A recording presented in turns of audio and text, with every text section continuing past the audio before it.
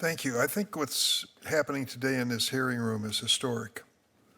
I can't recall when we've had people representing large corporations or private sector entities come before us and plead with us to regulate them. In fact, many people in the Senate have based their careers on the opposite, that the economy will thrive if government gets the hell out of the way. And what I'm hearing instead today is that stop me before I innovate again message. And I'm just curious as to how we're going to achieve this. As I mentioned Section 230 in my opening remarks, we learned something there. We decided that in Section 230 that we were basically going to absolve the industry from liability for a period of time as it came into being. Well, Mr. Altman, on the podcast earlier this year, you agreed with host Kara Swisher that Section 230 doesn't apply to generative AI, and that developers like OpenAI should not be entitled to full immunity for harms caused by their products. So what have we learned from 230 that applies to your situation with AI? Thank you for the question, Senator. I don't know yet exactly what the right answer here is. I'd love to collaborate with you to figure it out. I do think for a very new technology, we need a new framework. Certainly companies like ours bear a lot of responsibility for the tools that we put out in the world, but tool users do as well. And how we want, and also people that will build on top of it between them and the end consumer, and how we want to come up with a liability framework there is a super important question, and we'd love to work together. The point I want to make is this. When it came to online platforms, the inclination of the government was get out of the way. This is a new industry. Don't overregulate it. In fact, give them some breathing space and see what happens. I'm not sure I'm happy with the outcome as I look at online platforms. Me either. And the harms that they've created. Problems that we've seen demonstrated in this committee. Child exploitation, cyberbullying, online drug sales, and more. I don't want to repeat that mistake again. And what I hear is the opposite suggestion from the private sector. And that is come in the front end of this thing and establish some liability standards, precision regulation. For a major company like IBM to come before this committee and say to the government, please regulate us, can you explain the difference in thinking from the past and now? Yeah, absolutely.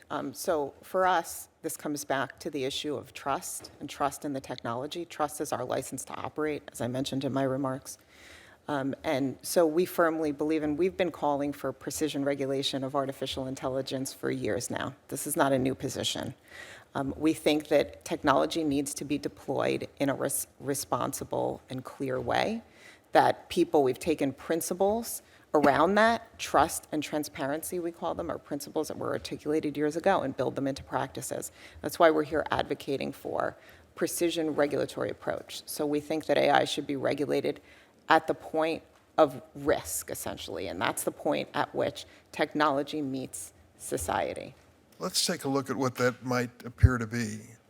Members of Congress are a pretty smart lot of people, maybe not as smart as we think we are many times, and government certainly has a capacity to do amazing things.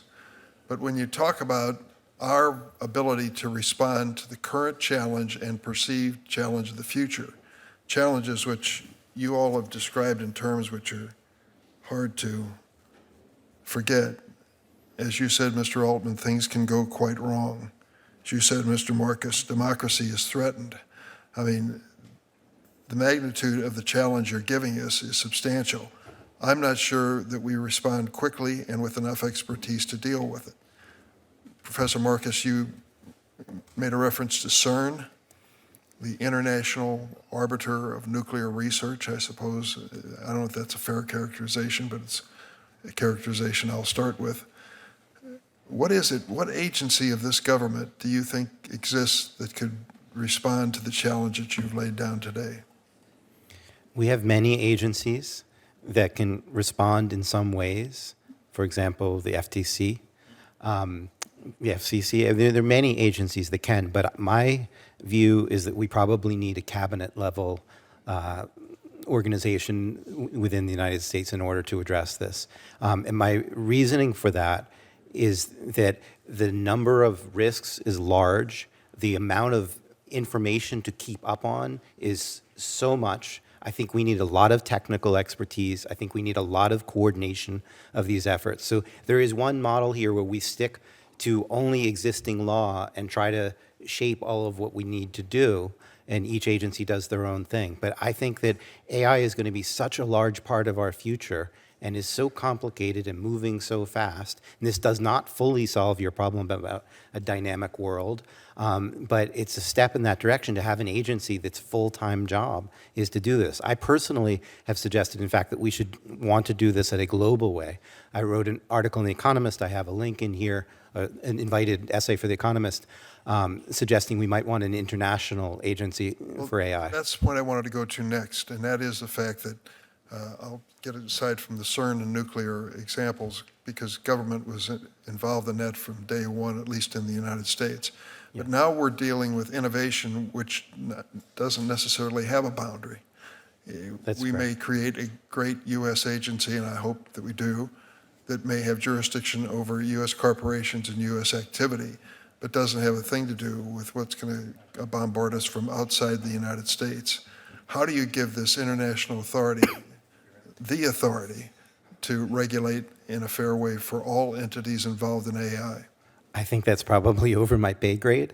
I would like to see it happen, and I think it may be inevitable that we push there. I mean, I think the politics behind it are obviously complicated. I'm really heartened by the degree to which this room is bipartisan and supporting the same things, and that makes me feel like it might be possible.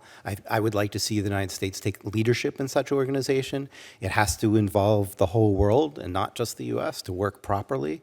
I think even from the perspective of the companies, it would be a good thing. So the companies themselves do not want a situation where you take these models, which are expensive to train, and you have to have 190 some of them, one for every country. That wouldn't be a good way of operating. When you think about the energy costs alone, just for training these systems, it would not be a good model if every country has its own policies, and for each jurisdiction, every company has to train another model, and maybe different states are different. So Missouri and California have different rules, and so then that requires even more training of these expensive models with huge climate impact.